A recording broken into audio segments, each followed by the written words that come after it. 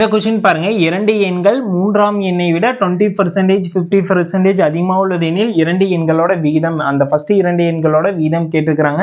இது வந்து கொஞ்சம் அட்வான்ஸ் சம்மி, இதெல்லாம் மேக்ஸிமம் டிஎன்பிசியில் கேட்டது இல்லைங்க, இருந்தாலும் புக்கில் இருக்கு, அதனால அட்வான்ஸ் சம்மா 1 or 2 கிளியர் பண்ணி கொடுத்துட்டோம்னா நீங்கள் ஈஸியாக அப்ரோச் பண்ணலாம்னு சொல்லி ஒரு ரீசனுக்காக ஒர்க் அவுட் பண்ணி காட்டுறாங்க.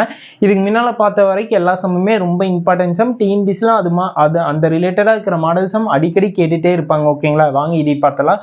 ஃபர்ஸ்ட் 3 எண்கள் இருக்குன்னு சொல்லிட்டாங்க.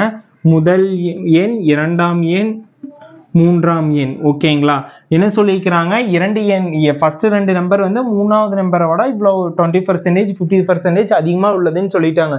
மூன்றாவது எண் தான் சின்னதுன்ட்டாங்க, அதனால மூணாவது எண் என்னன்னு தெரியாது, அது எக்ஸ்ன்னு வச்சுட்டு. ஓகேங்களா, முதல் எண் எவ்வளவுங்க, முதல் எண் வந்து மூன்றாம் எண்ணை விட 20% அதிகமாமா, அதனால எக்ஸ் பிளஸ் 20% நான் போடுறேன். ஓகேங்களா, நெக்ஸ்ட் வந்து இரண்டாம் எண் எவ்வளோனா மூன்றாம் எண்ணை விட 50% அதிகமாமாங்க, அதனால எக்ஸ் பிளஸ் 50% போட்டு. ஓகேங்களா, இப்போ நான் என்ன பண்ணேன்னா, இது ஈஸியான டிப்ஸ் சம்முங்க, இது வந்து எக்ஸ்பிளனேஷன் கிடையாது. இப்போ மூன்றாம் எண் வந்து 100ன்னு வச்சுட்டேன். ஓகேங்களா, அப்படின்னா எக்ஸோட வேல்யூ 100னா 100 + 50 எவ்வளோங்க, 150 வருமாங்க. 100 + 20 120 வருமாங்க.